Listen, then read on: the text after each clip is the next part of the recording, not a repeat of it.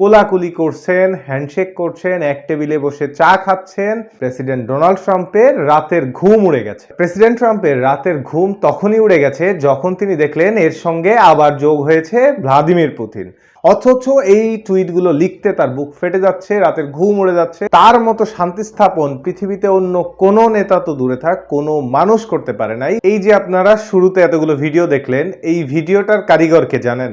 আমেরিকার president Donald Trump. তার এই শান্তি স্থাপনের ঘটনার কারণেই এই ভিডিওগুলো, এই মানুষগুলো একে অপরের শত্রু থেকে আজ বন্ধুতে পরিণত হয়েছে। কিছুদিন আগে প্রেসিডেন্ট ট্রাম্প নরওয়ের অর্থমন্ত্রীকে ফোন করেছিলেন, ফোন করে তার নোবেল দাবি করেছিলেন, এমন একটি সংবাদ আমরা গণমাধ্যমে দেখি। আসলে আমার মনে হয় আসলে তার ফোন করাটা খুবই যৌক্তিক, কারণ তার মতো শান্তি স্থাপন পৃথিবীতে অন্য কোনো নেতা তো দূরে থাক, কোনো মানুষ করতে পারে নাই।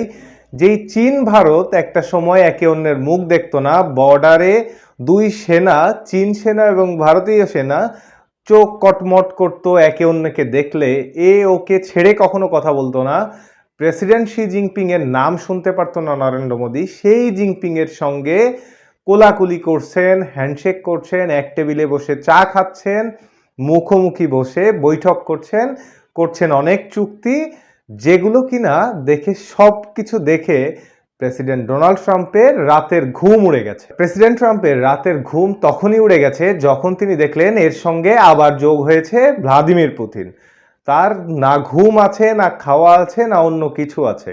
এরপর তিনি গতকাল রাতে একটা টুইট করেছেন যে ভারতের সাথে তাদের সম্পর্ক, বাণিজ্য যে সম্পর্ক ছিল সেটি ছিল একপাক্ষিক, শুধু আমেরিকা ভারত থেকে নিত, ভারতকে কিছু দিলে সেটা ভারত গ্রহণ করতো না। তিনি গতকালই দাবি করেছেন নরেন্দ্র মোদী সরকার অনেকবার তাকে রিকোয়েস্ট এখনো করছেন চীনের সাথে মিটিং এর পরেও, যে ভাই আমাদের উপর একটু শুল্ক কমাও। তো ট্রাম্প বলেছেন না, অনেক দেরি হয়ে গেছে, আর সম্ভব না।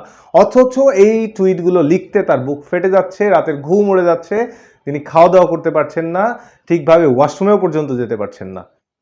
যদিও এর এই যে শত্রু চীন আজ মিথ্যে পরিণত হয়েছে, ভ্লাদিমির পুতিন এদের লিড করছেন, পুরা পৃথিবী বলতে গেলে একদিকে, আর ডোনাল্ড ট্রাম্পের ট্যারিফ নীতির জন্য সবকিছু আলাদা দিকে।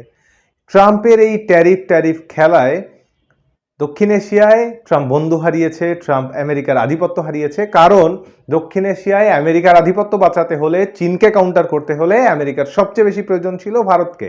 এই ট্রাম্পের ট্যারিফ খেলার কারণে ভারত পাশ থেকে সরে গেল, চীনের কোলে গিয়ে উঠল। এখন এই চীন সাউথ এশিয়া তো কন্ট্রোল করবেই, পুরা পৃথিবীতে চীনের যে একটা বড় আধিপত্য তৈরি হলো। ভারতে আছে 1.46 বিলিয়ন পিপুল, চীনে আছে 1.41 বিলিয়ন পিপুল। এত বড় বাজার আমেরিকার হাত থেকে বেরিয়ে গেল। এই পুরা বাজারটা এখন নিয়ন্ত্রণ করবে চীন। চিন্তা করুন, এত বড় শান্তি পৃথিবীতে আর কখনো অ্যাজ এ আমেরিকান প্রেসিডেন্ট এনেছে কিনা আপনারা নিজেরাই প্রশ্ন করুন, নিজেরাই উত্তর খুঁজুন। আমার মনে হয় না এত বড় শত্রু দুই দেশকে মিলানোর মতো কাজ আদৌ কোনো প্রেসিডেন্ট তো দূরে থাক কেউ করেছেন বা কেউ করে সফল হয়েছেন। এই সফলতা ট্রাম্পের ট্যারিফ খেলার কারণেই এসেছে। সো আমার মনে হয় নোবেল পিস প্রাইজ এবার অন্য কেউ পাবেন না। এই পিস প্রাইজটা একমাত্র প্রেসিডেন্ট ডোনাল্ড ট্রাম্পেরই প্রাপ্তি, তাকেই দেওয়া উচিত, আর তাকে দেওয়া হোক।